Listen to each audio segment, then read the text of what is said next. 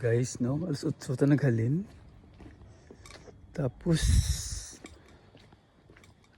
ari na ta sa Fort Galilei sa train station alas 12 na. Tapos ma-walking ba ko mga isa ka oras papuli sa balay. Magyang dulong.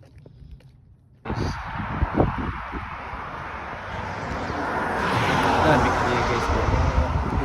Isa tamang ka cold subon. So, walking ko guys, going sa work kay alas 4 pang work, so mga 3 pa lang. So, nanawag ko layo pa. Exercise sana. Ikaw itaran. So, grabe lang dollars. So, ilagas ko. 68 naman mahal na. Pati ako na guys, 1.6 na. I don't know. Hindi ko guys ko. Grabe ko. So, pinulog ako guys. Sorry, di guys. All around.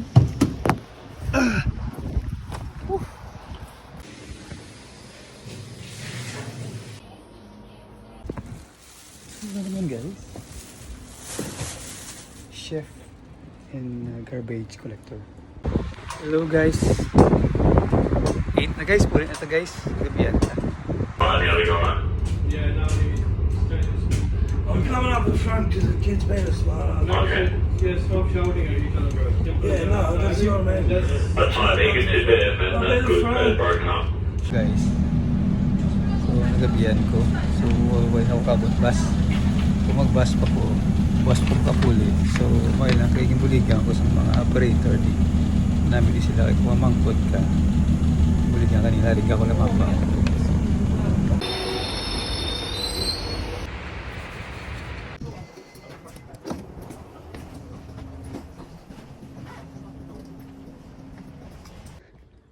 Ma-walking ba ko mga isa ka oras papuli sa balay. So, kasadya no.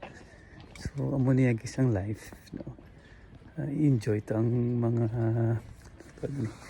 adventures na guys, no. Guys, wala mga tao. Wala man bus. Walking kita ni.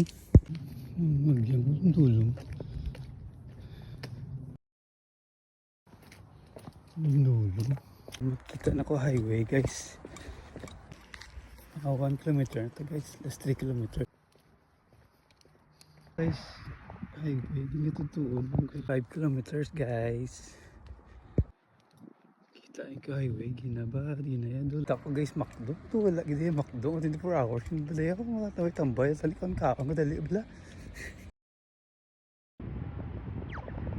Safe lang diya guys, patay na yung mga tado. I mean, subo na diya guys.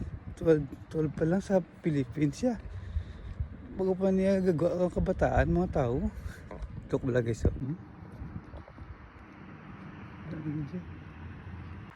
Last 2 kilometers guys.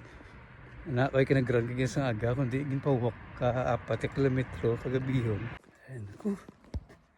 I'm here. Nearing home. Mga isa ka oras mga walking ba.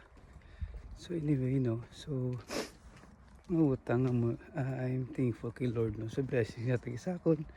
Sa mga bagay guys siya. Why niya sa akon guys. Enjoy ko niya. Ang big blessing daan siya. May kuring gali kinabaan mo ko. Ang big blessing niya tagi sa akon is ano gani? Sa Australia. So I'm home na.